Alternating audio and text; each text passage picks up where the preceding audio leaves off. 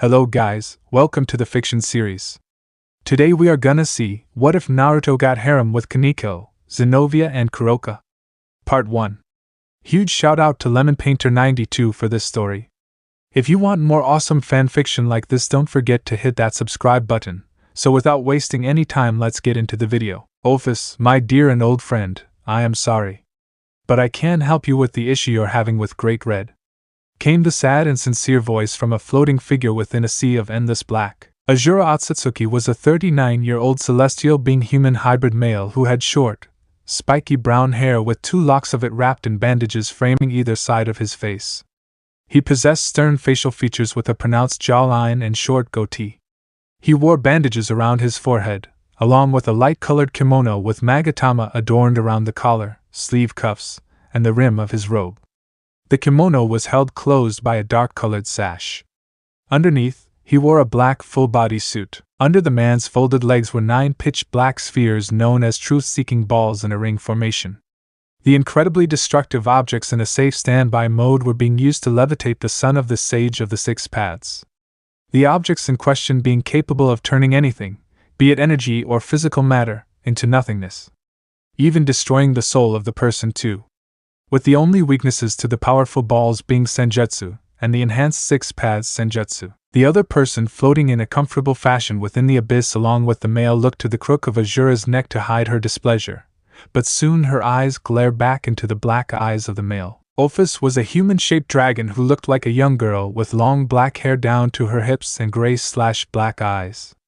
Her ears differ from a normal human's as they had pointed tips, although her long black hair made the feature difficult to notice. Her outfit was that of a gothic Lolita with short white bottoms, a long-sleeved black top, and with pink and purple ribbons. Her attire featured an exposed chest with black X-shaped coverings over her nipples. "Why can't you help me reclaim my home in silence?" she calmly asked of her dear and worthwhile companion, the one person who she could say was a near equal to her in raw power, excluding his usage of truth-seeking balls in Azura mode, and her going all out. "As much as I would love to help you regain your home, I can't come with you to sort it out. My brother, Indra, has been sighted moving towards the land of ancestors, fully intent on destroying Nishu and myself with his more weaponized variant known as ninjutsu." Azura confessed with a heavy sigh as he ran his hand through his hair. Still heartbroken that his older brother had taken the route of darkness, all because of the choice their father made decades ago to anoint Azura to be the successor due to his belief that love and understanding was the key to peace, not power and force like Indra believed. Azura's sigh was also heavy due to the fact that his father passed away a few years ago too, something that still played on his mind. However, he was extraordinarily tired for another, and more serious reason. Frowning for a moment, Ophis continued to look at Azura as a flicker of emotion blurred in her normally monotone eyes. "I could kill Indra for you?" she inquired as a negative feeling built within her stomach. A horrible thought of Azura dying screamed through her mind for a moment before she casted it aside. But the thought didn't go away. She felt the urge to tear through the barrier between Earth and Gaia, all to protect Azura. Shaking his head at the suggestion, Azura smiled at his dear friend before he answered the genderless dragon in the form of a young girl. "No. It's my problem, plus I want to try and save my brother. While he may be my enemy, I love and respect him. I want to end the feud with him, return him to Father's philosophy and teachings. To help him understand that you can accept love and people's help to bring about a peaceful future. Not the force of power to maintain order and rebuffing help from others," he expressed firmly and with conviction. However, hiding the truth, since he knew that Indra had perfected an ability that Azura too had now managed to finalize. But also he didn't want Ophis to be caught in the crossfire, as he cared greatly for the dragon. Momentarily looking away from Azura's eyes to gaze at his chest, Ophis turned her eyes back to the man's ocular orbs. The human dragon's core filled with curiosity and worry for a moment before pushing away the strange emotions. While Azura was helping her understand and portray emotions, the emotionless being born from the dimensional gap still struggled and found them uncomfortable at times. "Why would you go so far for someone who hates you?" she asked quietly as her eyes glare into the tender and warm eyes of her near equal. "Because he is my brother, my friend, my precious person." "Ophis, when you have someone precious to you, you would do anything for them." "You are precious to me, Ophis. And I must be precious to you too, since you even offered to destroy my brother. The son of the sage of the six paths said sagely before ending with a gentle smile and chuckle, since he had picked up on the sharpness of Ophis' words from earlier. The Ouroboros dragon, Ophis, looked away for a moment into the abyss, a warm sensation tickling her cheeks as they reddened for a moment. A strange sensation of embarrassment and happiness made her strangely high and euphoric before she relaxed and returned her straight gaze to Azura, beeping her head to the side in an adorable manner. Precious people, HM. Someone who you would take on the world for? Someone who you love and would protect? She questioned knowingly, as she had heard Azura speak about that once or twice. Azura nodded with a big grin. Yes. I fight to protect the people who I have befriended, you, and my still-growing family. He explained as he used his creation of all things technique to create a cup of green tea in front of him, whilst creating a cup of sweet tea for Ophis, knowing that the dragon god loved sweet things. Thank you? The human-shaped dragon praised as she drank the tea down, enjoying the sweetness of it as it filled her core with warmth. Speaking of which, how is your family? Didn't you tell me your wife was pregnant with another child? Ophis quizzed, recalling that from their previous conversation a week ago. Ah yes, Kana gave birth not long after we last spoke. We had our 10th child, a daughter this time.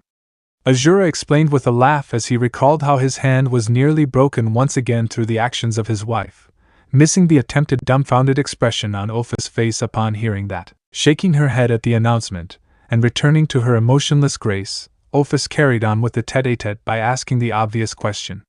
What did you name the child, Azura? She queried as she took another sip of her sweet tea. What her dear companion said next surprised her. Ophis Uzumaki Otsutsuki. He replied with a beaming grin before he looked away for a moment with a sheepish expression. We named her after you, my best friend and companion. Touched at the fact that her name was used for her friend's newest offspring, Ophis smiled as happiness danced in her eyes that Azura would do such a thing. She looked down for a moment at her cup of tea in contemplation before returning her impassive eyes and expressionless face to her grinning friend. A brief thought of an offspring from her own body plagued her musings for a second. Thank you, I am surprised. Naturally. She'll be very powerful, I can tell. But your names are strange. Your first and fourth offsprings are called Senju Mikuzai Otsutsuki and Sakuto Nami Kazi Otsutsuki respectively. But from what you've told me, those two inherited your powers more so than your other children? Does Ophis Otsutsuki follow those two as well? She investigated, since the Ouroboros dragon remembered Azura mentioned that Senju inherited Hagoromo's and Azura's body, granting him a powerful life force and chakra well, a fast recovery time, and inherited wood release. Whilst Sakuto gained an intense affinity to wind and lightning, a bizarrely high natural speed that blew everyone away with his dubbed swift release, a larger-than-average life force, a more attuned brain, and sharp eyes. Well, Ophis Uzumaki Otsutsuki hasn't got shape-shifting like you do. However, we know that she's incredibly powerful, and even has abilities we've never seen. Azura informed her, because he knew Ophis had the appearance of an old man on Earth due to her changeling nature. She also has the body, and an even more powerful life force and chakra reservoir than Senju. We've also discovered that she ages slower, can recover from exhaustion with much greater efficiency in short periods of time than nearly everyone, can quickly heal herself, has a unique sensory ability along with a suppression ability to make herself invisible, and can make adamantine chains. But also she's taken after my own dad in one regard from what we can tell, her special chakra. The Otsutsuki elaborated with faint awe, however his voice was mostly laced with concern, something that's more noticeable towards the end of his speech. Frowning for a moment, Ophis quickly came to the realization behind Azura's final words. Jinchuriki. Her body can contain a tailed beast, like the ones Hagoromo Otsutsuki created upon sealing the Jubi away. She answered in the form of a statement. Of course she knew the story of Hagoromo's battle with the Jubi, having heard it from the man himself when he visited on the rare occasion prior to his death. After all, it's not every day you hear of someone battling a being of that caliber for days on end, defeating it, stripping it of all its power to create a new series of tailed beasts, and then sealing the husk of the Jubi in the sky and wrapping its body in the newly formed moon that now orbited Gaia. Azura nodded solemnly, as that was one ability he wished wasn't passed over. Since part of him feared that the tailed beasts would be used as weapons of war, and in a manner like that of his father, in which the chakra entity was sealed into a person so they can be used to destroy countless innocents by using the tailed beast's power. I feel like a failure, as much as I've tried to spread Nishu and its chakra to connect people's spiritual energy so that they would understand one another without even talking. I think that people are slowly using and perverting it into ninjutsu like my brother. He vocalized with a depressed tone as he looked downwards, ashamed that he wasn't able to do more to stop it. You can't help people, Azura. You can only do so much, but most people are imbeciles who only think for themselves. You are an exception to the army of idiots, with your own pure heart and soul. You even broke through the barrier between your world and mine to try and spread the understanding of peace and love over power and force. Ophis stated bluntly and with honesty as she scrutinized her dear friend. Having recalled that many years ago, Azura used his Azura mode to accidentally break through reality, ending up on Earth confused, until Ophis appeared before him. And in true fashion, Azura tried to unite Earth using the same philosophies as Nishu, just broadening the differences with abilities. Heck, he created swords that had been dubbed as holy, and another system known as the Sacred Gear System during his stay. The Infinite Dragon God then noticed the exhausted state of her friend. Are you still tired after dealing with the problem on Earth, and faking your death? She probed indifferently, but in truth she was worried. Azura Otsutsuki sighed tiredly and looked back to Ophis with a nod. Yes, but I don't think the thousands of seals I used on the extremely powerful being will hold it forever. At best I made a short-term solution, but that alone was extremely taxing on my body. While my body and powers may exceed that of my father's in some areas, I didn't have the power to seal the beast away forever. I even tried to reason with it, but, he explained with a despondent tone, not speaking about how guilty he was about having to fake his death. But he couldn't keep an eye on two worlds anymore, due to the threat of his brother, but also his responsibilities as a father to his own children. Ophis nodded. Although she didn't have to worry about the threat of 666 for a while, she would need to address it eventually. However, Azura's views of uniting people for a common goal rung in her mind.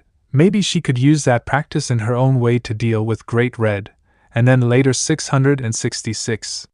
She'd have to think more on that later. She was then startled by an unfamiliar action from Azura, as she felt his arms wrap around her in a comforting and warm embrace. She looked at the taller male in confusion before poking him. "What are you doing?" the dragon god requested awkwardly, as a warm sensation built up in her chest and on her face. "I'm hugging you, Ophis. You are my best, and my most loyal friend. You've been there for me in my depression, in my times of need. I know you find it tricky to interact with people for prolonged periods, but I am thankful that you try your best in the unfamiliar situation. I've enjoyed our meetings and chats. You have been a brilliant companion to me. I'm glad you're my friend, and I shall always be your friend." He confessed to her strongly as he continued to hold her in the hug. Azura then felt Ophis unsurely hug him in return. He smiled at her, trying to break through the countless years of emotionless solitude, just to hug him back. "You are my first friend, Azura," the Infinite Dragon God admitted wholeheartedly in return as the two floated in the embraced position for a long while. Eventually the hug ended as Azura pulled back from her, unwrapping his arms in the process. "I must go now, Ophis," Azura said as he began using his 6-path Sage Mode / Azura Mode powers to send his body back to Gaia. His clothing exploded a brilliant golden / yellow / white holy light with black Magatama patterns and lines across his clothing, with a black circle on his forehead. His skin the only part of his body not covered in the power. Ethereal forms of 12 angelic wings grew behind him, along with a halo above his head, as his truth-seeking balls glowed purple. "I understand, Azura. I will see you next time," Ophis returned with a small smile as she looked to her friend. Pausing for a moment, Azura grinned in response, but it was a sad smirk. "Goodbye, Ophis. And remember, don't let hatred and despair grip you in the coming days. I wish you luck," the successor to the Sage of the 6 Paths declared before he flickered away into dust, leaving the micro-dimension he created. That was the last time Ophis ever saw Azura, in that form anyway. Centuries later, in a wooded, small and cozy park, on Earth, a group of people were watching their kids play in a fountain within the pad grounds on a late summer evening. The kids were playing one last game together before they were separated due to varying issues with two of the families involved. One of the parents sighed deeply and dejectedly as she watched her son play with his friends in the water. I'm going to miss this so much. There must be something we can do, our time is almost up. It's not fair, she explained sadly as tears threatened to break at the bottomless feeling in her stomach. Kushina Uzumaki was a 24-year-old woman with a slender, but feminine build, fair skin, violet eyes, and the common Uzumaki red hair. It reached her ankles with shoulder-length strands that framed both sides of her face and a black clip that parts her hair to the left. She wore a high-collared, sleeveless blouse under a long, loose-fitting dress with a wristband on her left wrist and standard boots. She was the former Jinchuriki of Kurama, the nine-tailed fox, although now that was a split role between her son and her own husband. I know, Kushina, but isn't this worth it? At least we were able to spend time with our son before we both die. I know it isn't favorable, but the Shinigami I summoned using the dead demon consuming seal allowed us to spend so many years with our son in the nearby realm of Earth. Something we might not have been able to do on Gaia due to the shinobi way of life. Our Shinigami is already breaking Kami's rules by letting us live when I'm supposed to be in his stomach, and you in the Pure Land. He reminded, equally as down and agitated as his wife, but he had come to accept it. Anything to see his precious son before he was forced to spend eternity suffering inside the Shinigami. Minato Namikaze was a 24-year-old male with bright blue eyes, and spiky blonde hair with jaw-length bangs framing either side of his face. He wore the standard blue Konoha uniform with 2 bands on both of his sleeves, a green flak jacket, blue forehead protector, and blue boots, over which is a short-sleeved long white haori, closed in the front by a thin, orange rope. The haori was decorated by red flame-like motifs on the edges, with the kanji 4/4 Hokage written vertically down the back. He held the in half of Kurama due to the ceiling. This isn't worth it, Minato. It's still not fair. We've spent 8 years here with our son, and our new friends. Now we are being ripped away from it all, and Naruto will be torn away from his friends here, and torn away from us. Kushina snapped back angrily as her hair threatened to lift up and part into 9 different strands, but she calmed down as to not startle the kids not far from her, and the parent of one of them. Her tone, however, ended on a sour note, as she knew all too well the treatment given to Jinchuriki. Even when it's the people who make them, they seek to abuse and upset their own creations. Pathetic. The life of a Jinchuriki. If it's any consolation, my own family is having to leave too. We're moving over to England, so sadly a separation was going to come about anyway. I will pray for you two and your son on your separate travels, so that God will continue to guide and watch over you three. Came a soothing and well-mannered voice from the left of the husband and wife. Tuji Shida was a 45-year-old man with shoulder-length light brown hair, sharp green eyes. He wore the standard priest clothing, consisting of a white shirt with a black line down the front, white pants, and black shoes. Over this he featured a black long-sleeved jacket with golden accessories along the front and sleeve cuffs. He also had a cross necklace, along with a Bible in his hand, with holy water kept under his jacket. Looking over at the exorcist for a moment, Kushina smiled hollowly at him, and frowns. Thank you? But my son will need more than God's hand to help him when we return to Gaia, she admitted softly. Whilst Kushina wasn't a religious person, preferring more good people in the world than a deity, she was still touched by her friend's words. Of course both the wife and husband had told Tuji the truth of their being here, and also what they are. During one of their many exchanges, the exorcist had seen Kushina use her chakra chains to stop her son from tripping over. Needless to say, the discussion following that wasn't about ramen and how it was the food of the gods. And it also didn't help that Naruto himself had shown off his ability to walk on water to Tuji's daughter and her daughter's friend.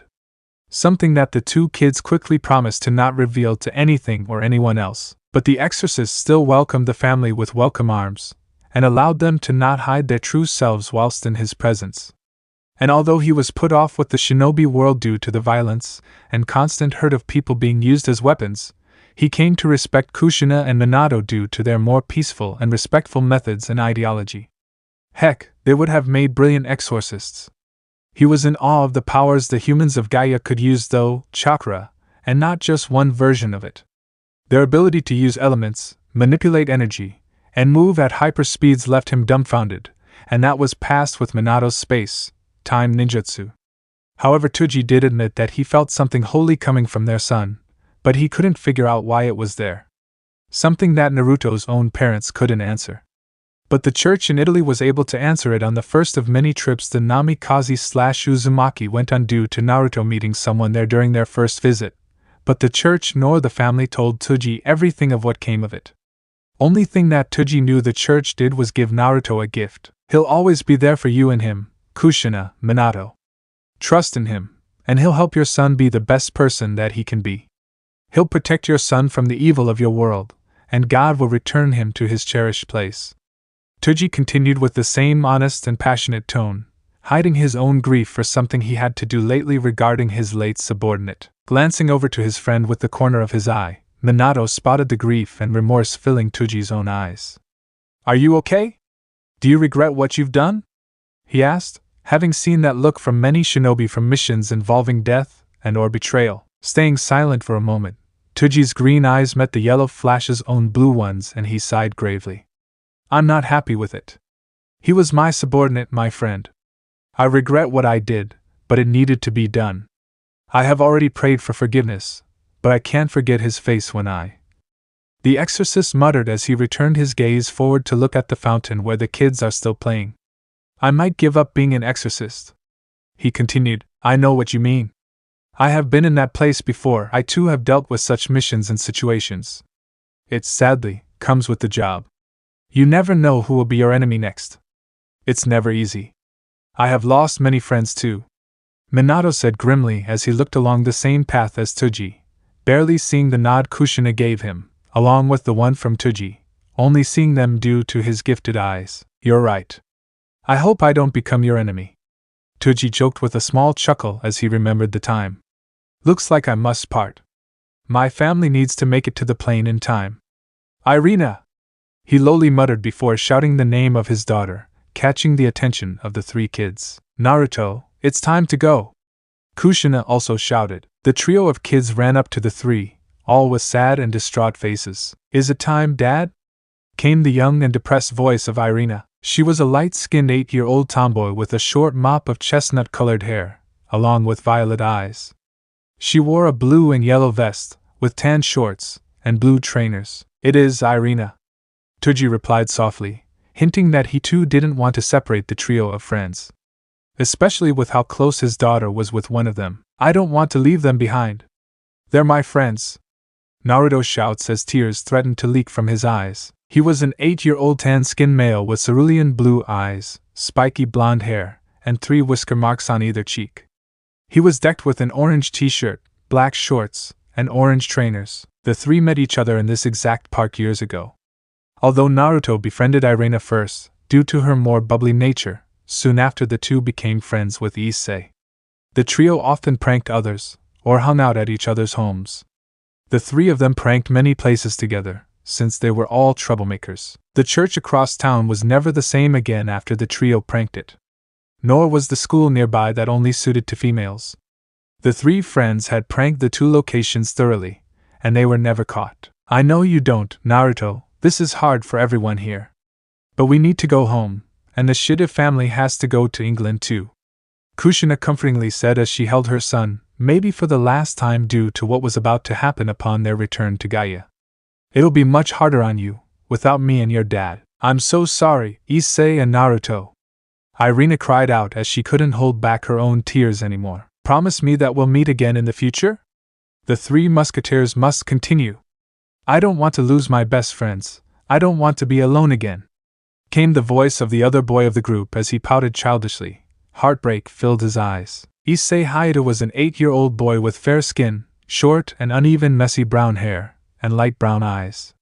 He wore a white and red t-shirt, blue pants, and blue trainers. Everyone there chuckled at his response and plea, if just to help somewhat ease the anguish that the 3 kids were going through. "I promise, Issei, Irina, that I will come back and find you. We will be reunited again," Naruto declared firmly as he smacked a fist into his open palm.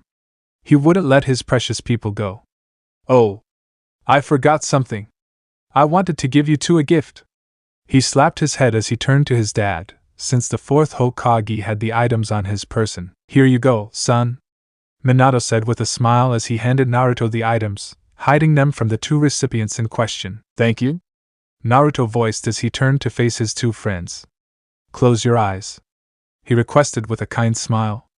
Upon seeing their eyes shut, he wrapped a metallic bracelet with a green gem around Issei's right arm, before putting a beautiful silver and baptized cross necklace around Irina's neck. Okay, you can open them. Both kids opened their eyes and looked at the gifts that Naruto had made for them. Issei gasped in shock at the awesome bracelet. He soon hugged Naruto tightly, not wanting to let him go, but also to thank the blonde-haired boy for the present. Upon pulling back to stand next to Irina, the tomboy moved forward. Irina took everyone by surprise though by kissing Naruto on his lips shyly before embracing him. Issei stood there with a petrified surprised face upon seeing the act before him. Since he believed that Irina was a boy, he didn't know what to make of it, but he was happy for the two nonetheless. He wasn't one to judge. Minato chuckled at the scene, recalling his own experiences with Kushina. And he was the shy one in their relationship too. Kushina gushed at the situation, seeing her son's face that could put her hair to shame in color.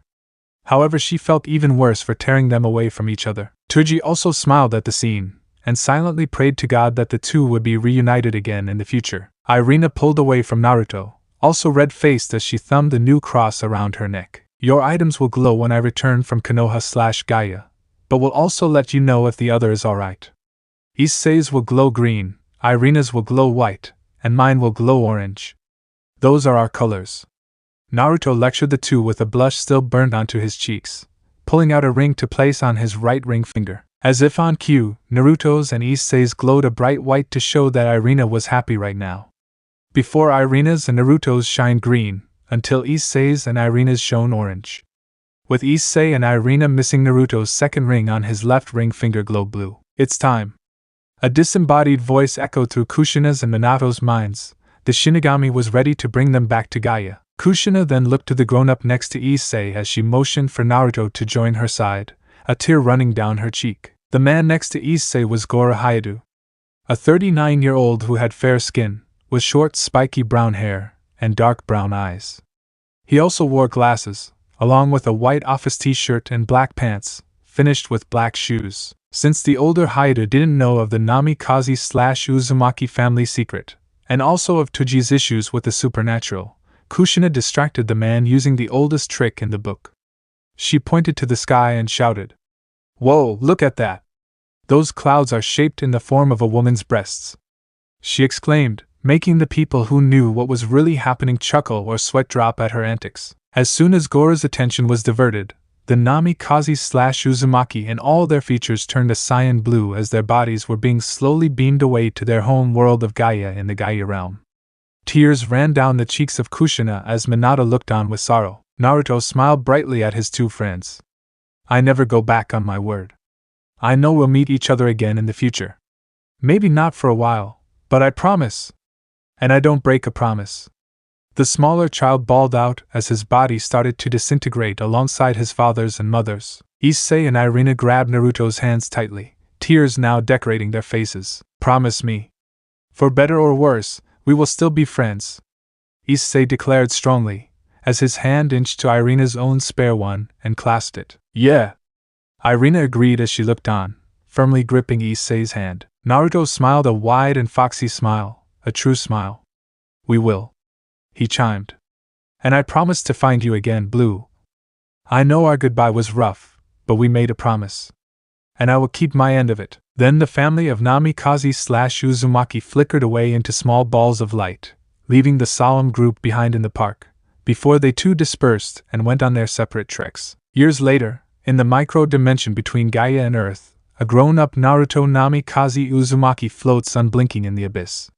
Seemingly unconscious, the wounded 16-year-old has long and shaggy red hair with jaw-length bangs framing either side of his face, similar to his father's, and still has the whisker marks along with the brilliant blue eyes. He wears a ruined black and orange slim jacket, with a long black headband for his forehead protector, black pants, along with black ankle-reaching boots that have red leather straps. In addition, he wears fingerless black gloves wrapped in red leather straps. On the back of his jacket is the Uzumaki clan symbol. He wears mesh armor underneath his jacket, and he still wears the rings. He is beyond tired, hungry, thirsty. He just finished battling his friend, Sasuke Uchiha, for the final time, finally bringing his friend from the darkness and ending the cycle of hatred. He groans painfully, the aches and cries of his body hurting him as his body continues to fix itself with his healing abilities. Naruto had ended the Fourth Shinobi World War.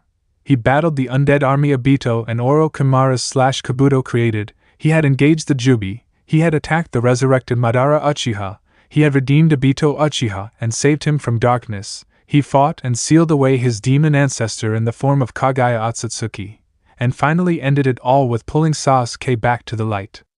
With finishing the Fourth Shinobi World War by ending the infinite Tsukuyomi illusion that had been cast on Gaia by Madara being his final action before he was pulled here. The young hero had ended the feud between Asura and Indra, and brought peace to the world of Gaia. The reincarnation of Asura blinks as he looks around the vast sea of blackness, wondering personally if he died in the battle against his friend. Am I dead? Is this my afterlife? Naruto speaks tiredly, not moving an inch so his body can continue repairing itself, and so that his chakra can regenerate. The Uzumaki/Namikaze/Senju hybrid, since Minato was a mix between a Namikaze and Senju, thinks back on his life for a moment. I lived a great life, I guess. I mean, I should be older, since I spent 8 years on Earth with my parents before were forced back to Gaia and I was reverted to a baby, and then had to live 16 years without the love of a family. In the cold village of Konoha where I was either ignored, bullied, or pressured into being a weapon. I saved my world, redeemed and saved many people from the path of darkness, yet even though I could have, I never broke a promise, and I never hurt the innocent, and I never became something that I wasn't. I never let those three out of my mind. I still remember my closest and truest friends. Issei, Irina, Blue, I hope you three are still well, wherever you are. I just wish I could have seen you three one last time before moving on to the Pure Land. He thinks to himself heavily as he sighs, partly wishing to take his last breath so he can move on and maybe reunite with Issei, Irina, Blue, and his parents in the next life. Naruto, can you move? Booms the familiar deep voice from within Naruto's mind, the voice of his oldest companion, Kurama? He mentally questions back to the tailed beast within him. Although not the only one now, as he can feel the presence of the others too, and he still senses the other two that moved in with him midway through the Fourth Shinobi World War. Are all you guys alright? We're all fine, a little dazed though.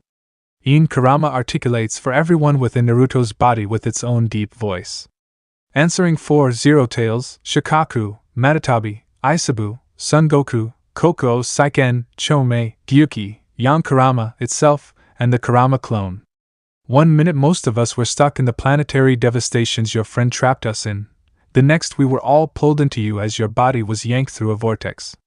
And well, here we are, in this micro-dimension that Asura created by accident years ago.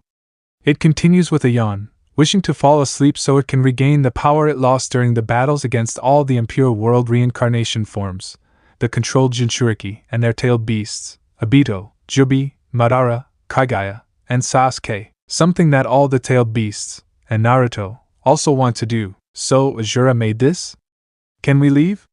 I don't feel like floating in an abyss for the rest of my long life, you know. It'll get really boring, since I might end up living forever with how potent my stupendous life force is, and I age much slower too. Plus with the regeneration. Naruto comments out loud to himself. He can't be bothered to use the creation of all things technique to build everything for him. He doesn't want to be the god of some place. Plus he might go a bit crazy if the only people he talks with are the voices in his head, even if they are good company. Ah, thank you for that. Sounds the more female and sultry voice of Matatabi, the fiery two-tailed Bakaniko Nikomata Nekishi mix. Glad that her new Jinchuriki is content with all of the tailed beasts within his body, although the ones made by Hagoromo will have to get used to the Kurama clone, the strange fox-dragon-hydra hybrid created by Kabuto that was fused with the Spear of Heaven and Sezuri to complete it. How do we get out of this place?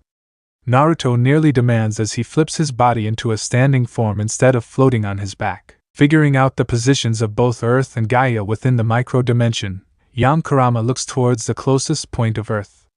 Seeing how he heard Naruto's pleas to return to that place once again. Turn right, then use your 6 paths Sage mode. You won't need your Asura mode to open the bridge to the near realm, as you're much more powerful than Asura was. Even without us in your body, Naruto.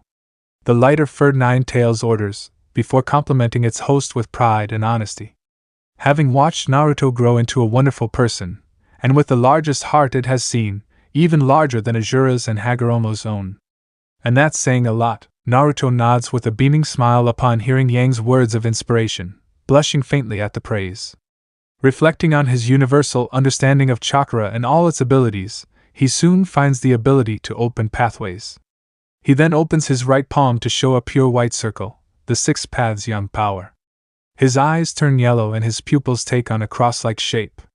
His body now bolstered with the 6 paths Sage mode, the form before his Azura mode, Naruto uses what chakra he gained back, and some from the tailed beasts, to open a doorway to the world beyond. However, due to his exhausted state, he falls out of his 6 paths Sage mode form and pants heavily. The door remains open but soon starts to pull back on itself. "Move!" bellows the more reptilian and distorted voice of Clone Kurama. Naruto then quickly floats through the portal, just falling out of the micro-dimension in time, barely missing the door close on his foot during his tumble out of it. He falls face first into a relaxing field surrounded by trees, not far from a mountain and a river. The child of prophecy, the one who united the Shinobi World, now lies on the grass of the peaceful place. "Funking hell!" he groans out, sighing faintly not long after upon feeling a lovely breeze caress his form. Ignoring the midday sun overhead, he also uses his chakra suppression ability to make himself invisible to sensors. About 60 minutes later, Naruto cracks his back, releasing a pent-out moan of pleasure at the relief it gives him. Now without his battle wounds due to his healing abilities, he uses his creation of all things technique to rebuild his clothing, so that they look like they just came out of the dryer. His body is also refreshed, having cleaned himself in the river nearby, before he dried himself using his boil release carefully to remove the water. "I guess I should figure out where in Kami's name I am, or is it God's name?" Naruto ponders to himself before shrugging his shoulders and leaping into the air, landing on a tree branch before he continues his act of jumping to find some civilization. After a moment of tree hopping, Naruto stands on a tall tree to look at something incredible. Before him is a massive town, beautiful and pleasing to look at. Buildings of old and new, and all of it surrounded by nature. For a moment though he questions the location, since he hasn't seen anything like it on Gaia. Well, sort of, but this blows all of those places out of the water. Upon closer inspection though, a faint memory rears its head in, as some of the buildings look oddly familiar to him. The Uzumaki hybrid then gasps loudly as the name of the place now reveals itself, a place he wanted to get back to years ago. Ko Town? I'm back on Earth? That means I can visit my old friends again. Issei, Irina, I will find you both. I promised you years ago that we would meet up again. He looks down to his ring, seeing it flash green and white in surprise almost at his sudden arrival. I hope I will see you too, Blue. He mutters longingly as the ring on his left ring finger glows a vibrant blue. However, then Naruto realizes something. He technically has been missing for 8 years from this place, give or take. And he doesn't even have a place to live either. Crap, yep. All the tailed beasts comment in agreement. A year later, a now 17-year-old Naruto Uzumaki is walking along a quiet path in the morning, enjoying the crisp air hitting his face as he continues on his journey. The year had been rough on Naruto, but also fantastic. Relearning about Earth was beyond crazy, but due to the overusage of shadow clones he was able to quickly gather the necessary knowledge needed to sort himself out in this somewhat alien world. The technology was also something he had to relearn, since the gap in technology between Gaia and Earth is noticeable in most respects. Although that can be put down to the humans of Earth not having powers like those of Gaia, he had to confront the government and police to let them know that he was alive and well, but that he had moved into the wilderness and away from everything for a few years until his parents died. Of course it was all a lie, but it was a half-truth. So he regained his papers and soon acquired a passport, but that led to another issue. He also needed money to even get anywhere in this world, and while he had a scroll from his parents that held a good sum of money from their time here, it wasn't enough for him to continue without an extra source. So that forced him to release the now extremely popular Ika Ika series, his own version of it of course, which is loved by both females and males due to the incredible passionate romance, brilliant plot, action, and intense eki moments. His series, inspired by his godfather's own brand, sold and continues to sell well, bringing in plenty of cash for him to live happily. So his need for the countless shadow clones and their own transformation technique selves floating about getting the money and wasn't needed, but it's better to be safe than sorry. But Naruto would never show the film version that was made back on Gaia, the Ika Ika Paradise movie, as it starred him.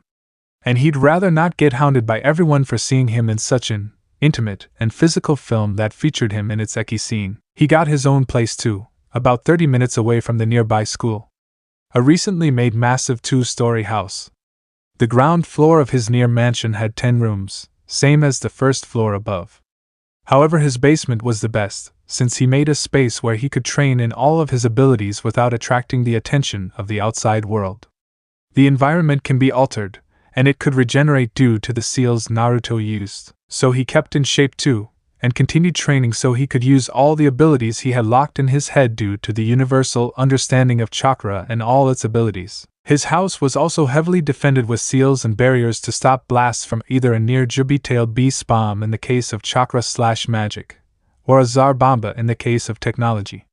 It also hit his power more when he was in the house. However, during his stay, he encountered certain people with different feels to them.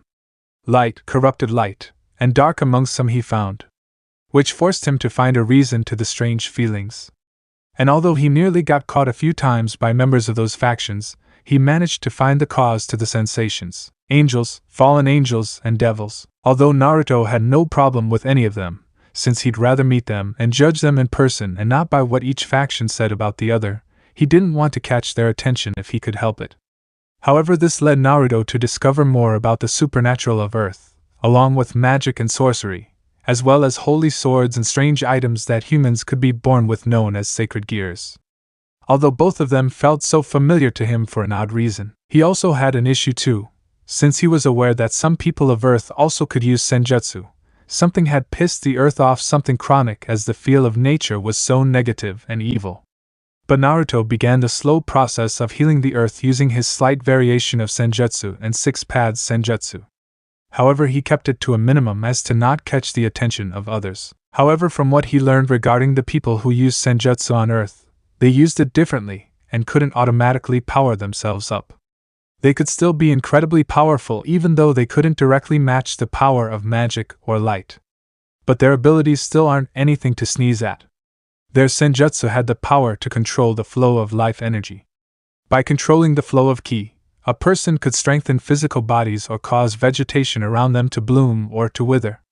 Knowing senjutsu allowed the reading of ki and auras and to spy on the target's state from afar. Disrupting the opponent's ki or severing it could cause direct damage to living things. And there was a healing side to their senjutsu too, but it involved the bedroom method. They could also use something called Tuki, a power that could be used to enhance their strength, speed, and toughness. 1/2 races he found to use senjutsu were the Nikomata, but the more rarer and potent Nekashu could use senjutsu more predominantly. However, the latter was nearly wiped out due to one of its members apparently getting drunk on senjutsu and killing some prat, resulting in that race to be put on the verge of extinction. An utter load of crap in his mind, and he was half tempted to slap the people involved with the order silly for nearly killing a race out of fear and because one devil got offed. It also brought back memories of how his Uzumaki clan was wiped out due to fear and their power, so he studied the senjutsu of this world too. Since he was already a true sage of his world, there's always stuff to learn on this one. Plus, he could explore his powers more. He also began teaching someone nearby who couldn't control their powers to sacred gear that could freeze time, and to tame their darker aspects. He appeared to them in their mind using Azura mode and the application of Nishu. Naruto had helped this person so much that they were freed from being sealed, but he continued to visit the person. He also encountered the Governor General of the Fallen Angels and Grigori, Azazel. Interesting man, quirky and fun, if not reminiscent to both Shikamaru and Jiraiya, the latter being his deceased godfather. Azazel was a pacifist, a thinker, lazy, and a pervert. The two though spent time exchanging stories, since the fallen angel was able to figure out that Naruto wasn't from around here. Plus, Azazel managed to help aid Naruto with the current situation between the many supernatural factions, and help him with some of the unfamiliar technology of Earth. During his recent travels a month or two ago, he bumped into someone of great importance, whom is the reason as to why he's now walking to a nearby school. A handsome man with shoulder-length crimson-red hair and blue/green eyes, who apparently was ditching paperwork to get some fresh air, saw Naruto and became curious. Since with the suppression ability to hide his presence, the man in question saw the veil that made Naruto invisible, and so he confronted him. However, the older gentleman soon grew interested as he saw something of himself in Naruto, the same pain and experience of war in the young man's eyes. He soon introduced himself to Naruto, the name of the man being Sasuke, and chatted for a moment before the two made it to Naruto's home, where the talk got more interesting. Since Naruto instantly addressed the elephant in the room, as he picked up on Sasuke being a devil, and not long after the two began exchanging abbreviated stories of their true selves, until the Crimson Satan decided to enroll Naruto as a second-year student in the nearby school called Ko Academy that recently became co-ed. Although Naruto soon mentioned that he pranked that place years ago. Oops. Although it got Sasuke to laugh upon learning how the prank was pulled, so now he stands before the brick walls and metal gates of Ko Academy, with a large fountain not far from him, and then the looming multi-floored academy behind it.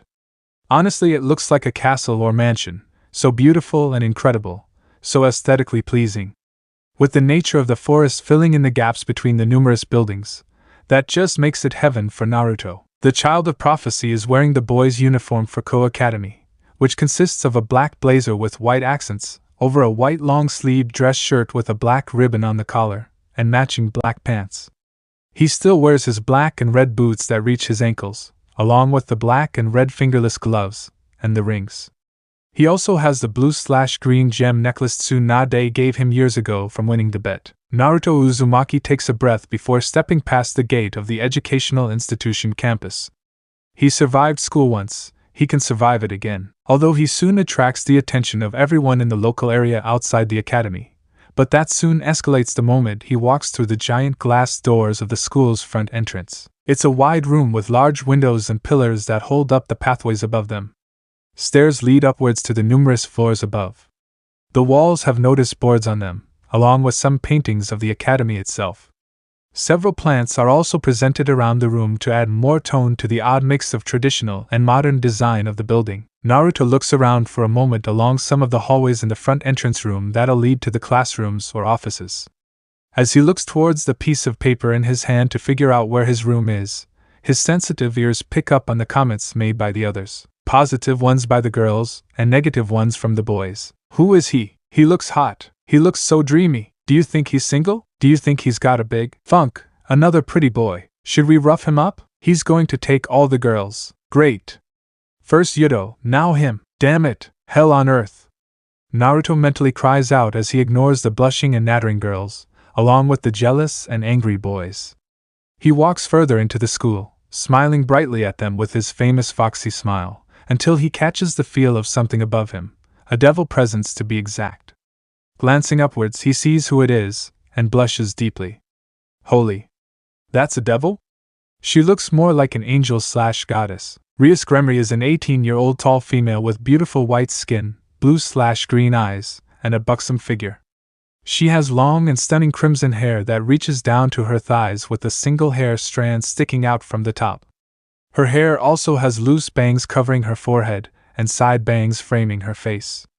She wears the Ko Academy girls' uniform, which consists of a white long-sleeved button-down shirt, with a black ribbon on her shirt collar worn under a black shoulder cape and a matching button-down corset, a magenta skirt with white accents, and brown dress shoes over white crew-length socks. The devil heiress looks down to the newcomer with curious eyes.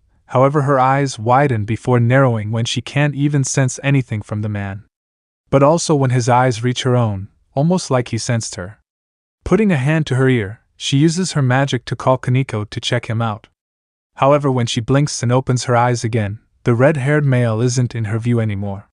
She also makes a note to get her old friend, Sona/Sauna, involved to check the new person out. During his walk down the well-kept corridors bustling with life of both organic and nature, Naruto stops still upon picking up on another devil ahead of him, one that has the scent of a Nico and a Senjutsu user. Narrowing his blue eyes, he stops still in front of a closed classroom door labeled 2B. He blushes at seeing the female not far from him. He hums faintly too in respect. Wow, she's beautiful. And her hair is like snow or marshmallow. Koneko Tuju is a 16-year-old petite girl with white hair and hazel eyes. The front of her hair has 2 long bangs going past her shoulders and several loose bangs hanging over her forehead, while the back has a short bob cut. She also wears a black cat-shaped hair clip on both sides of her hair, one of which contains something that Naruto picks up on. She wears the Ko Academy girl's uniform like Rias, just without the shoulder cape. Her cold eyes instantly lock onto Naruto's own as she uses her enhanced sensory ability to scan the body of the new student. However, those soft eyes of her target show nothing but loss and pain, yet still with untold amount of love and warmth.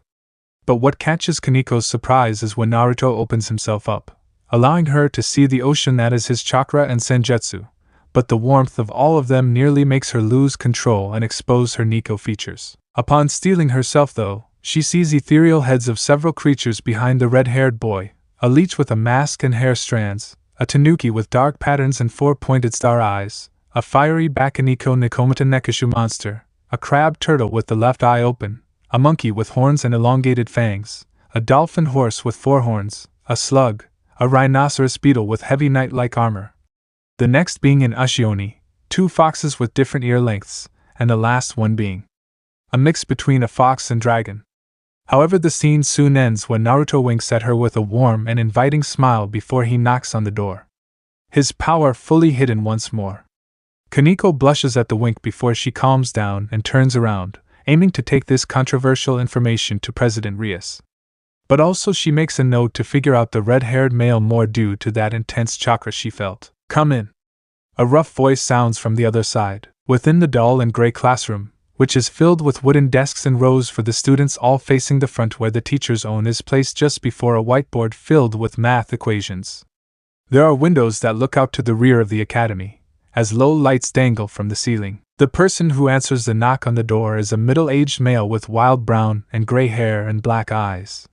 He wears a gray smart suit with black shoes. He is called Grant Bridges. He looks to his near-full class of students and smiles. "Class, we have a new transfer student. Please welcome him as you would." The door towards the back opens to reveal Naruto Uzumaki with a kind smile. "Thank you," he sounds out as he closes the door. However, one noticeable student next to a window looks at him with surprise at the whisker marks on the new male's face. "You're welcome. Come to the front and introduce yourself." The teacher, Grant, returns before requesting the young man politely. Walking through the desks in a quick fashion, Naruto soon makes it to the front and stands before the class. He gives off a dazzling smile as an aura of cheerfulness emanates from him. "Hello, my name is Naruto Namikaze Uzumaki, and I look forward to being friends with all of you. Please treat me well," he exclaims as he sticks his thumb out. Just as the class is about to shout out in awe at his looks and merry personality, a surprised gasp echoes from the person next to the window. "Naruto? Is that really you? You came back after all? Like you promised?" The male says with wide eyes as he steps out of his chair and slowly walks to the red-haired male. Trembling as he now stands in front of Naruto, his hair covering his eyes. The now 17-year-old Issei Hayato has spiky brown hair with 2 short locks of hair behind his head, and light brown eyes. He wears the Ko Academy boys' uniform, which consists of an open blazer with white accents, over an open white long-sleeved dress shirt with black highlights and a black ribbon on the collar, over a red t-shirt, matching black pants, and blue and white sneakers. He also has the same green crystal bracelet around his wrist. It had been a rough week for Issei.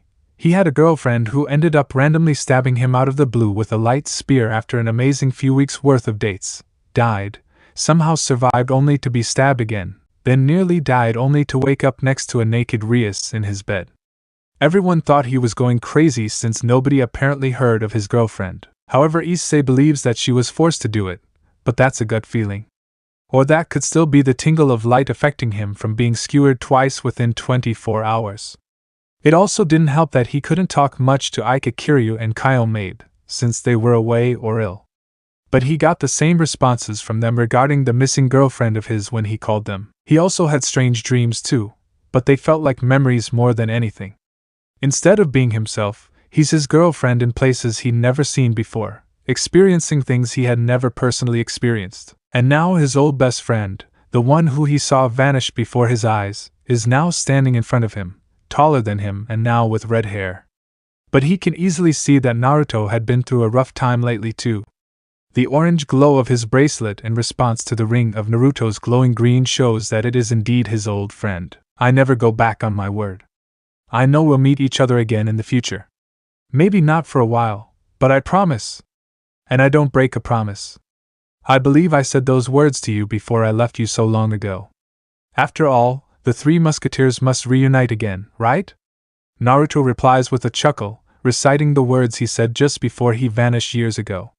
It seems you changed plenty since we last spoke, Issei. Issei then hugs Naruto tightly, only amplified by his recent powers and strength due to being resurrected as a devil 2 days ago. However, the hug doesn't bother the whiskered male. You did come back. Naruto returns the embrace and pats his back. Of course I did. He then whispers in his ear lowly so that nobody else can hear his next words. You feel like a devil, Issei. His words are answered by the shocked look on Issei's face. The girls in classroom all shout out in despair, all telling Issei to take his paws off of the new hottie, or something along those lines, as they don't want him to infect Naruto with his perverted nature, even if Issei is known as the perverted gentleman. Settle down now, class. Take your seats. Naruto, you will sit next to Issei. Grant barks out, before settling into a relaxed and still rich tone. Getting a nod from Naruto and Issei, the latter moves first until another knock is heard on the door. The teacher gains a tick mark on his forehead. It's all go today, huh? Naruto comments with dry humor, getting a small laugh from the students, and a look of gratitude from Grant. The door soon opens to reveal another teenager, to which a loud choir of screams from the females of the room assault as the form of a perfect male greets them in a gentlemanly fashion. Yudo Kiba is a 17 handsome young man with short blonde hair, blue/gray eyes, and a mole underneath his left eye. He wears the Ko Academy boys' uniform, which consists of a black blazer with white accents over a white, long-sleeved dress shirt with a black ribbon on the collar, matching black pants, and brown dress shoes. Hey there, good afternoon. He greets kindly to the females of the room before he spots Issei next to the newest student. Please excuse me for a moment, Yudo says before making his way to Grant, using a silent spell on the teacher so that he can go about his business without issues. He then tries it on Naruto, but to his surprise the spell doesn't even work against the redhead. So Yudo, filling that information for later, smiles and greets Issei. Hello, Issei Hayadu. What do you want? Issei sharply returns, not liking Yudo Kiba too much due to his good looks and popularity with the girls. I'm here on behalf of Rias Gremory. Would you kindly follow me? Yudo requests Issei with the same handsome smile on his face. However, the girls don't like this development at all. Although some are happy and let their thoughts run away at the thought of the gentleman of Ko and the perverted gentleman being in a relationship. He'll corrupt you, Yuto. I will never accept them. Oh God, they make the perfect pair. I want both of them. How about Yudo, Issei, and Naruto? Picking up his suitcase, Issei soon makes a remark to the eccentric fangirls around them. I won't drain him of his juices. Stop spouting nonsense, he mutters before turning to look at Naruto. We'll meet after? Issei quizzes with a smile, hoping to catch up for lost time with his former best friend. Hoping that the two will be best friends once again. Sure thing. Although you could have worded what you said to the girls better, honestly.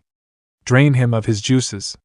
Naruto replies with a foxy smile as he watches Issei leave the classroom with Yudo. He soon takes his seat and the session continues where it left off prior to all the interruptions. Since he studied plenty in his free time during his recent escapades across the town and parts of the world, using his shadow clones to learn, he knows that this will be a breeze. But he still mentally groans at one important fact. He is at school again. Yay, school? Maybe he should have ignored Surzex. With Issei and Yudo though, the two are now standing in an older 3-story building hidden within the campus of Ko Academy. A location better known as the Occult Research Club. The club room interior, which was a cleared-out classroom, is a wood-paneled room with Victorian-style couches and chairs along the walls. One side is set up to be able to be used as a bath, and a large Gremory family magic circle is also there to allow teleportation to and from clients. There are chalkboards on 2 of the walls, and 2 notice boards. Also following the occult motif are tables with skulls and candles on them, odd runes on the chalkboard, and Gothic paintings. There are some plants in the room too. Koneko is sitting on the settee eating sweets, having just finished telling the currently standing and focused Rias what she felt and saw from Naruto, whom leans back on the desk behind her in contemplation. There are two other people sat on the opposite sofa to Koneko. Akino Himejima is an 18-year-old beautiful young woman with a voluptuous figure, very long black hair and violet eyes. Her hair is tied in a long ponytail, reaching all the way down to her legs with two strands sticking out from the top and sloping backward, with an orange ribbon keeping it in place. She wears the customary Co-Academy girl's uniform, but with black calf-length socks. The other is the nervous Gasper Vladi, a 16-year-old androgynous-looking male with platinum blonde hair and pinkish-violet eyes.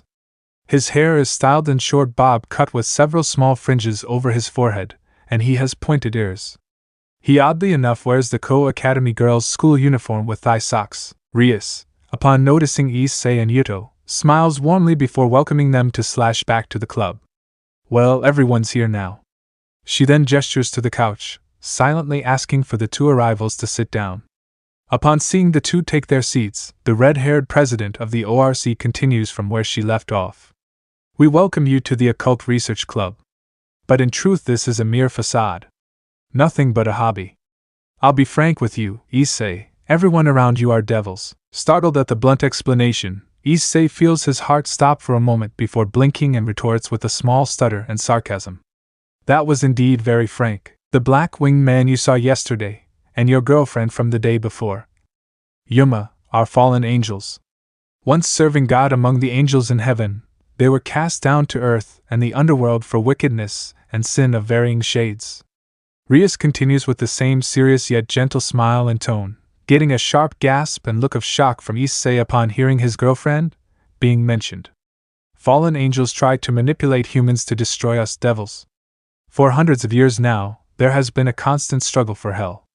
Not only that, but us devils also have to contend with angels who come down to hunt us. It's a three-way standoff, or Cold War, between the three factions of angel, fallen, and devil. We devils also work with humans in a variety of ways, either through contracts or transforming them into devils too. The red-haired devil further explains before noticing the unsure and confused expression on Issei's face. Are you following me so far? This is getting kind of complicated. I mean, I've encountered people with powers before, but the whole supernatural, hiding on the world is too complicated for a high school student like me. The perverted gentleman answers whilst rubbing the back of his head, fidgeting at the information overload. Frowning for a moment and slipping the information away for later, Rias grabs a photo and slides it across the table to Issei. Yuma Amano, correct? The one you dated for a while? She was real, there's no doubt about that. A lovely picture, I must confess, you two looked so happy.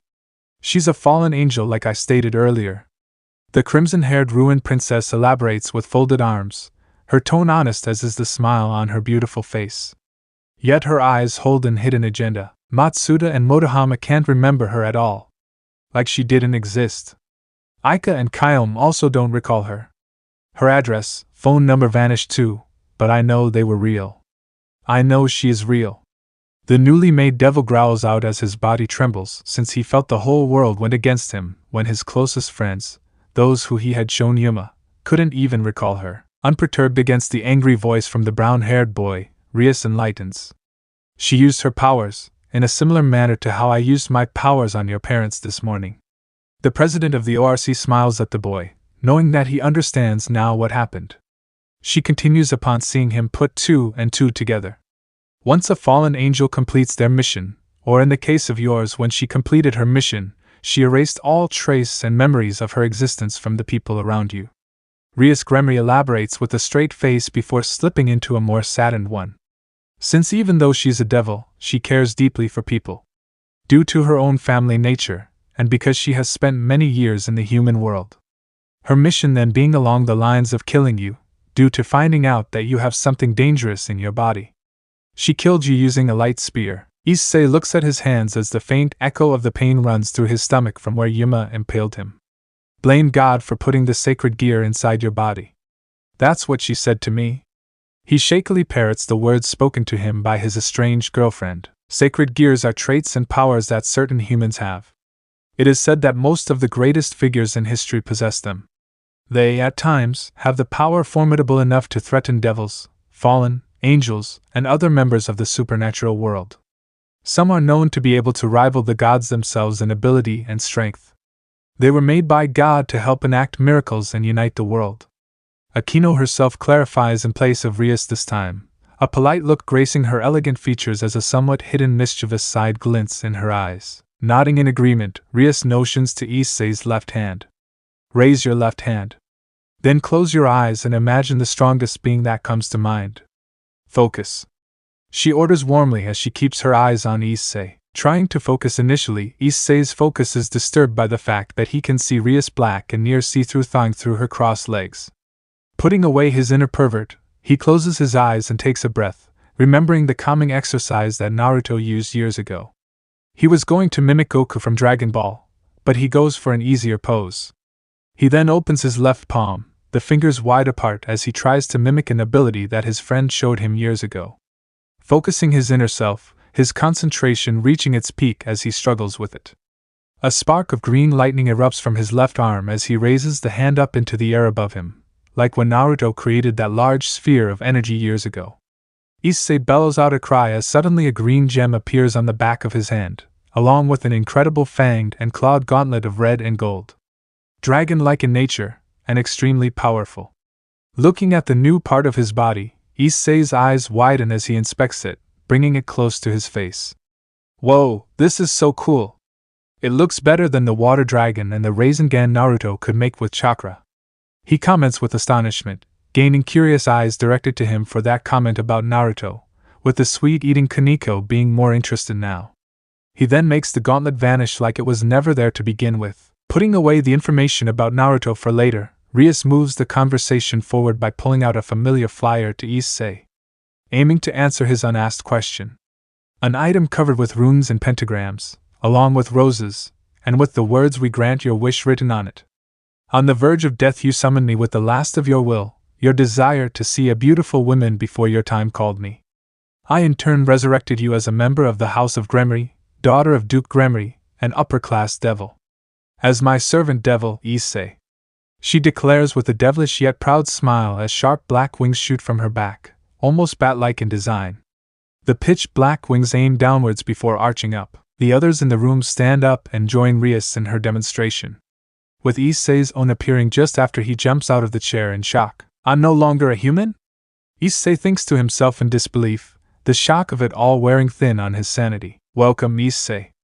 We will treat you well and help you in this new life of yours.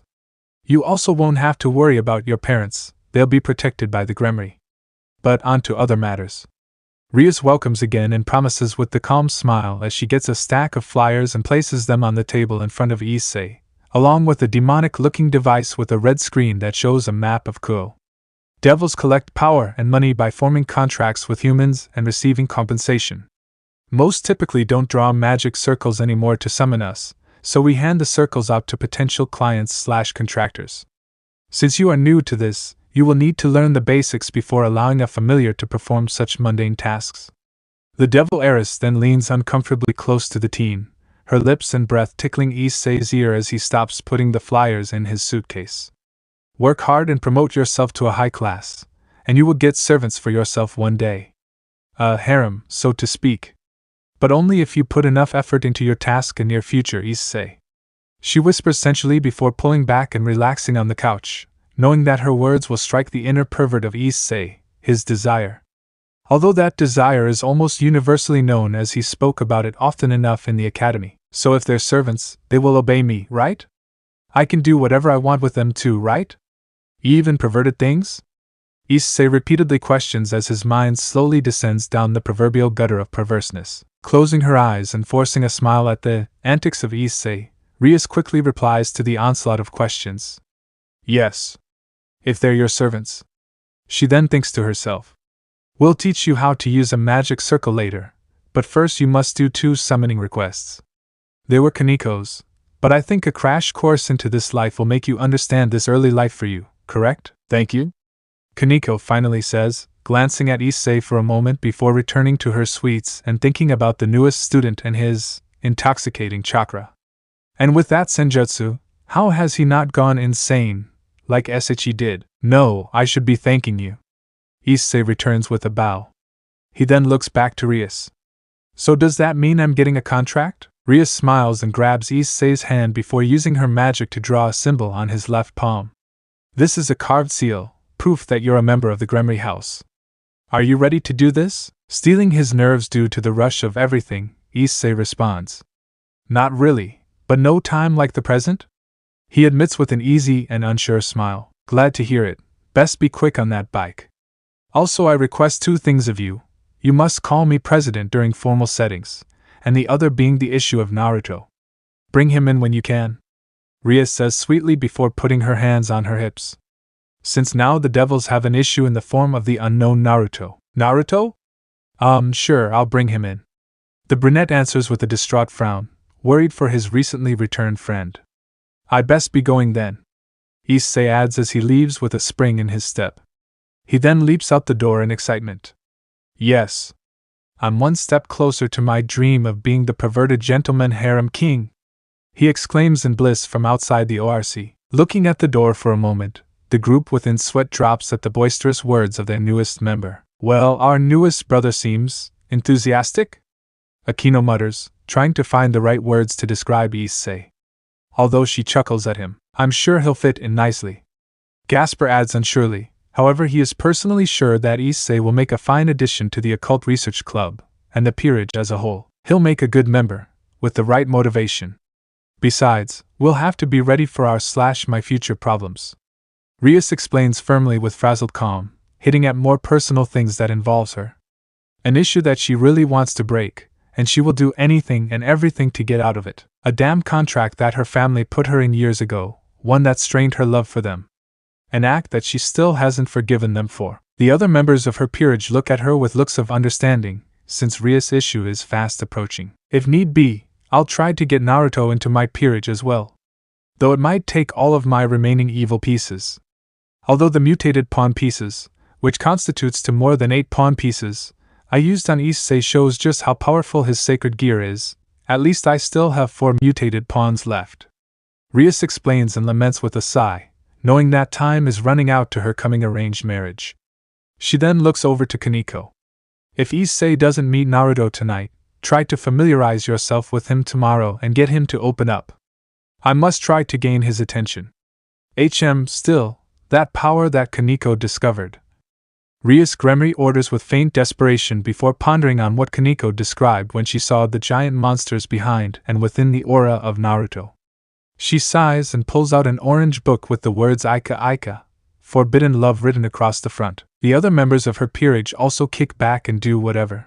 With Akino reading Rias' book too, Koneko and Gasper reading another book entitled Ika Ika, Vampire Night Attraction, and with Yudo drinking some tea that Akino made, although he too glances at the book that Koneko is reading. An hour or so later, in the dead of night within the quiet back streets of Ko, Issei is solemnly walking down the road with his bike next to him.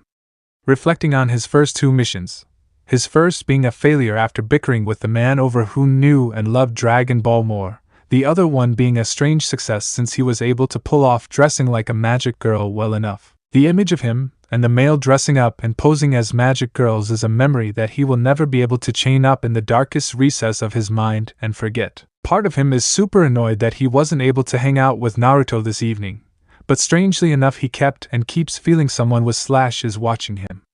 It started when he left the ORC and it still hasn't lifted. He stops still for a moment and clutches his head, getting a vision/memory again. Him as his girlfriend again in a strange place with lakes instead of oceans, and meeting with some older male with two-toned hair. Issei shakes his head before continuing. What a night. Issei grumbles out tiredly before a sense of foreboding fills his being. The sky becomes a crescendo of purple and blue as the shadows in the area grow. That feeling? It's just like last time. Huh.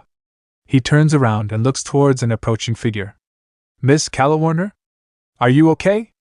The devil boy smiles at her, since she is one of the teachers from his previous school that he liked and actually listened to.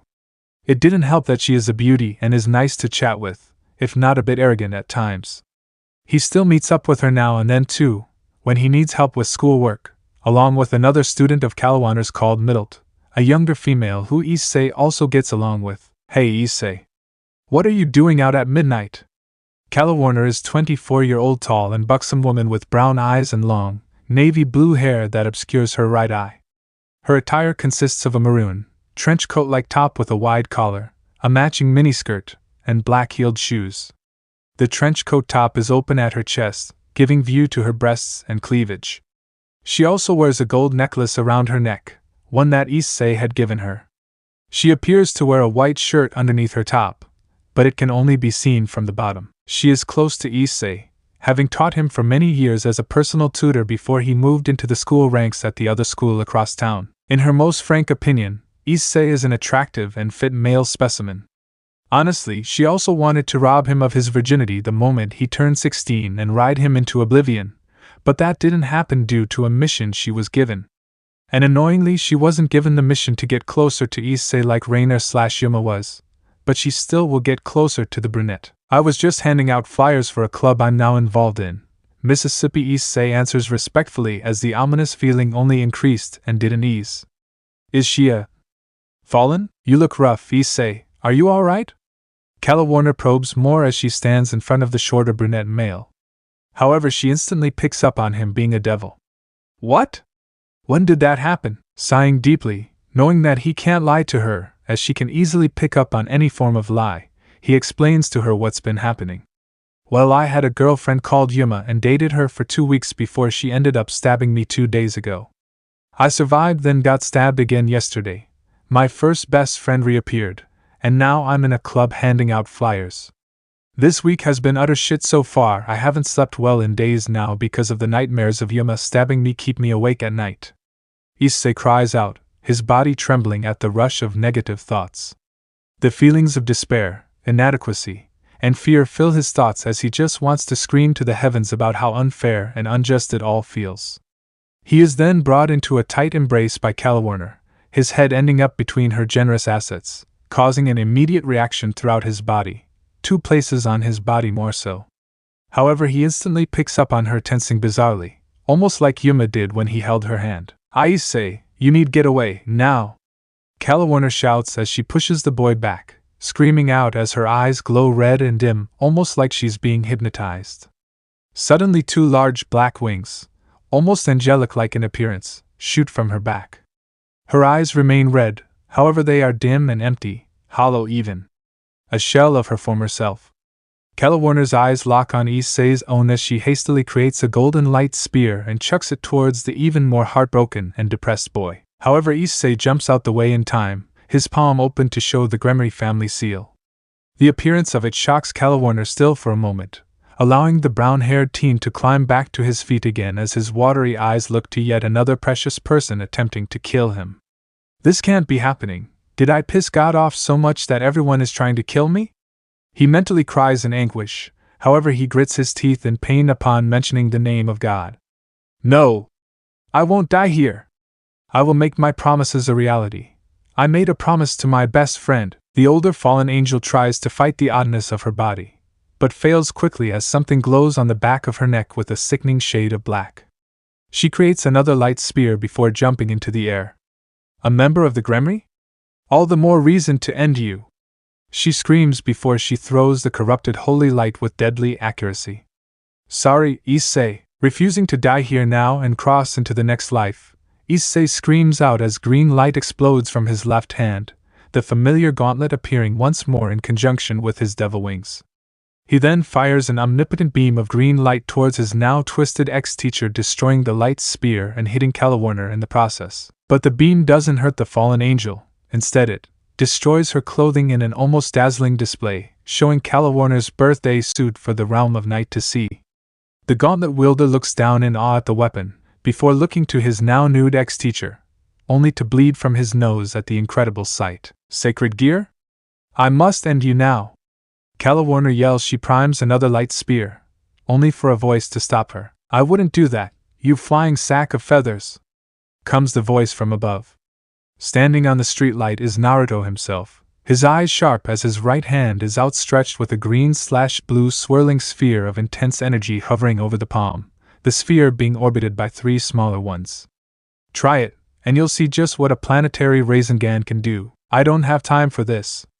I should notify him before coming back to kill you, devil. Then I will kill you, human. The fallen angel snarls out before she quickly blasts away at high speeds out of the area. Thank you? The bubbling sky and sicking feeling vanishing too. The only evidence of her being there are the pieces of shredded clothing. However, the red-haired child of prophecy notices a black seal on the base of Calawarner's neck, causing his eyes to narrow in suspicion. Naruto then banishes his violently rotating chakra spheres before suddenly appearing next to the tense but happy Issei. You keep finding yourself in all sorts of situations, don't you? And I thought my luck was bad when it came to people hunting my ass. Naruto jokes as he pats the similar-sized teen's back, before removing a fragment Calawarner's broken bra from Issei's shoulder, chuckling at the blush on Issei's face because of that. Hello to you too. Issei returns sarcastically with a smile. He then drops his mood and hugs the redhead, quivering in distress. What's going on with everyone I care about, Naruto? First my girlfriend kills me, and then my former teacher tries to do the same. Did I do something wrong in my life? He shouts, tears welling up in his eyes, but he tries to keep a strong front for his friend. Don't be silly, Issei. Naruto says soothingly as he holds him softly. You didn't do anything wrong. But listen. I think something is controlling Calawarner, and I believe it could be the same with your girlfriend too. Think to what happened just now with your teacher. She was alright until when? The redhead questions, hoping that the destabilized Issei will connect the dots. Well, with Yuma everything was going well for the 2 weeks we dated. However, she felt different on the final day, the day I was stabbed. She tried not to make physical contact with me. Issei realizes with a startled gasp and choked breath, his eyes widening as he comes to the answer. You are correct. Just now I saw a seal on Calawarner's neck. I think someone put a switch on both her and your girlfriend, to only change and try to kill you should they touch you. I think someone is trying to kill you, maybe for that sacred gear you have. Naruto explains, seeing as all the dots connect to that conclusion. Especially since how the fallen angel reacted to Issei's gauntlet like it was the next plague. Which is strange, since Azazel loves these things. Just remember that not everyone is bad, I see, not all fallen are evil. I mean, there are some devils I've encountered that are almost angels with how nice and kind they are. Seriously though, the stereotypical devil apparently likes sacrificing virgins and wants to enslave/destroy all of humanity. But you and those from Ko Academy haven't done that. But alas, I've met some bastard devils too who I destroyed without mercy. What I'm saying is, don't judge a race or group by the actions of 1 or 2 people. Your girlfriend and teacher still love and care for you, and we will save them. I promise. Naruto declares to him with intense passion and conviction. Staying still for a moment, and digesting the words of the now red-haired friend of his, Issei soon pulls away from Naruto as he realizes their close proximity, an embarrassed blush burning across his face. Sorry for hugging you, and thank you so much. He clears his throat before remembering something. Naruto, listen.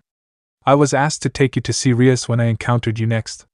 So, can you follow me to the ORC? He borderline begs, not wanting to fail another task given to him by his president. Since he's failed one and now pissed off the fallen again. Sensing something behind him, Naruto smirks and shakes his head. No need.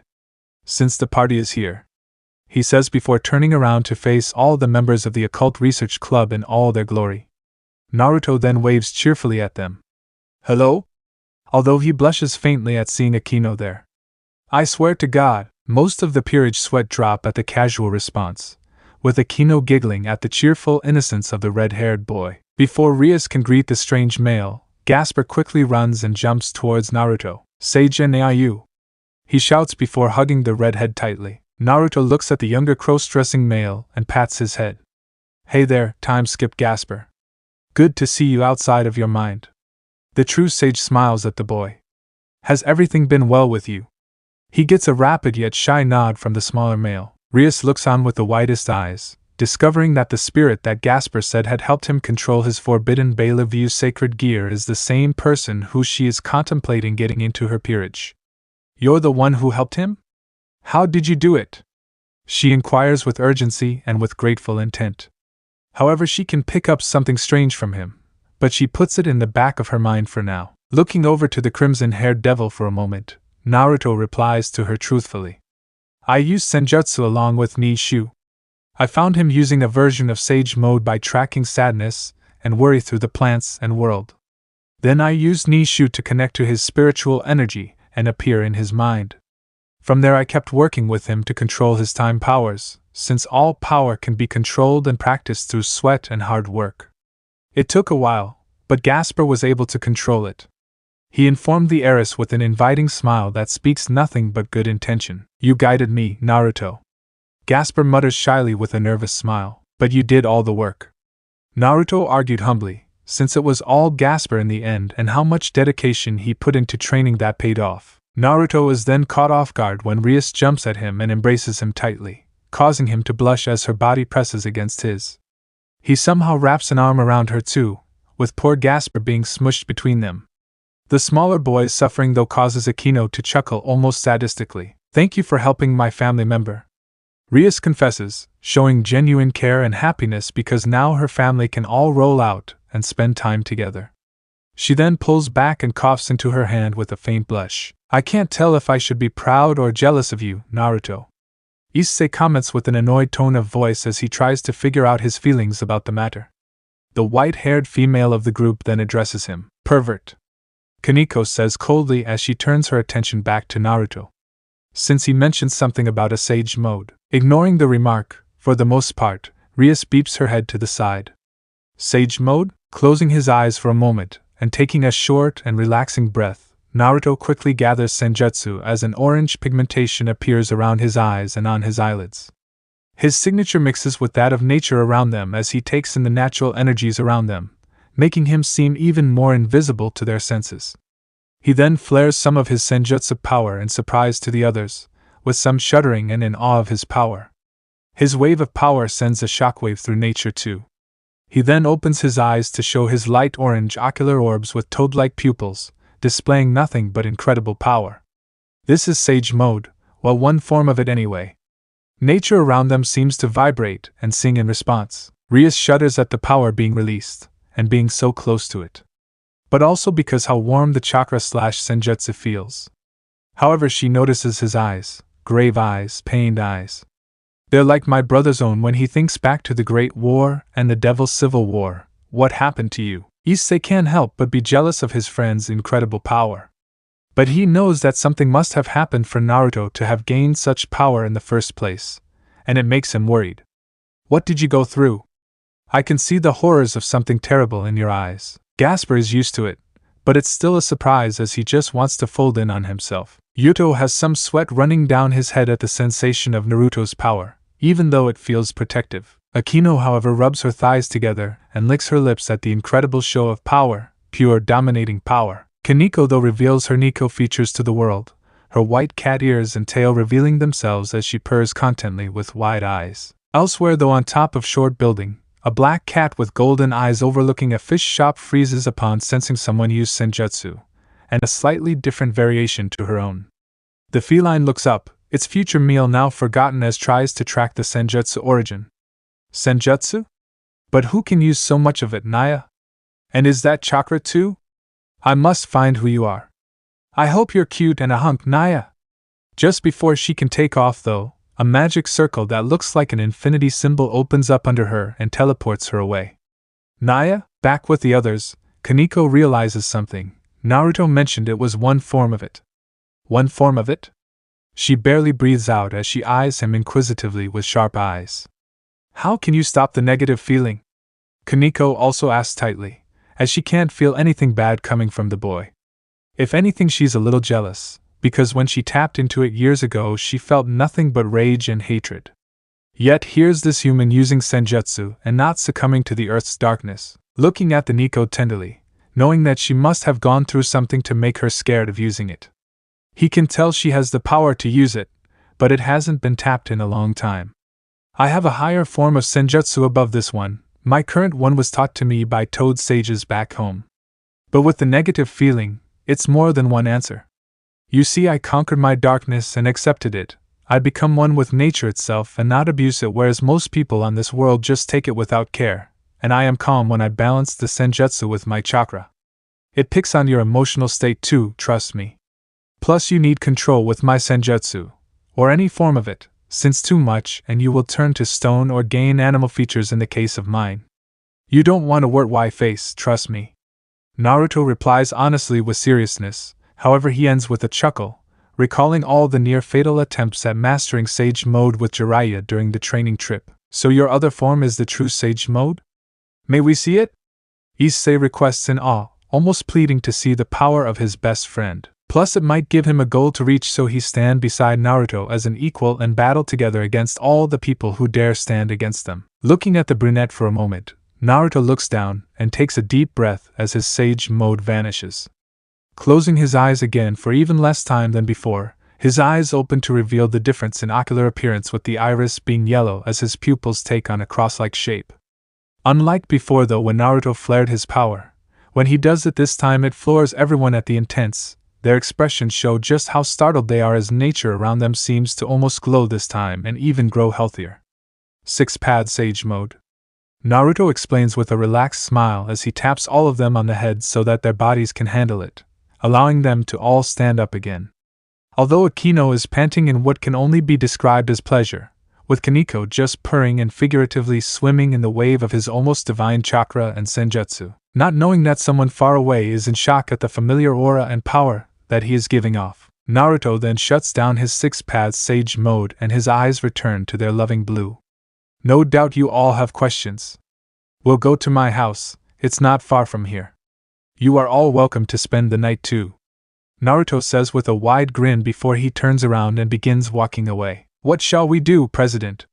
Yudo asks as he moves into a protective front and gets ready to summon his swords in case Naruto suddenly attacks the peerage. Barely catching a pouting Koneko hide her Nico features after much difficulty. Biting her lip in contemplation for a moment, Rias quickly decides to run after Naruto, the rest of the ORC following after her, as they reach the red-haired sage and keep pace with him. The group not making much talk on the way to Naruto's house, although the protective aura of Naruto doesn't vanish. Floating above a section of the Great Wall, an adult-looking Ophis is looking on with wide eyes, having felt the extremely familiar presence on Earth, one that has now suddenly vanished again. It was the same signature she detected a year ago, but she wasn't able to lock it down. Now though it's a different story. It's the energy of her first friend, the one who she misses dearly. The one who stopped talking all of a sudden many years ago. She mostly looks the same, clothing-wise, just with more ribbons and strings, and a black open Lolita dress. Her body, however, is more womanly as she's in the form of an adult female, and her hair now reaches past her butt.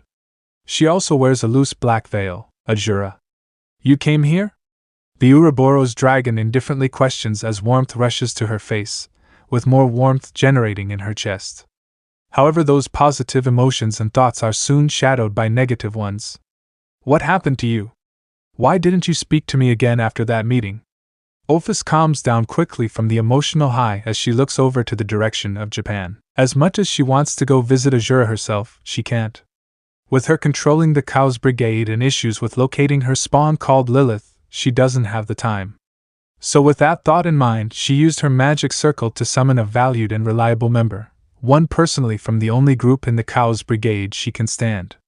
Kuroka, I have an important mission for you. The black cat sitting on the Great Wall next to Ophis then transforms. Kuroka is a 20-year-old beautiful woman with a voluptuous figure, long black hair with split bangs and 2 large hoops, along with hazel gold eyes with cat-like pupils. Her attire consists of a black kimono, a yellow obi, a set of golden beads, and an ornately detailed headband.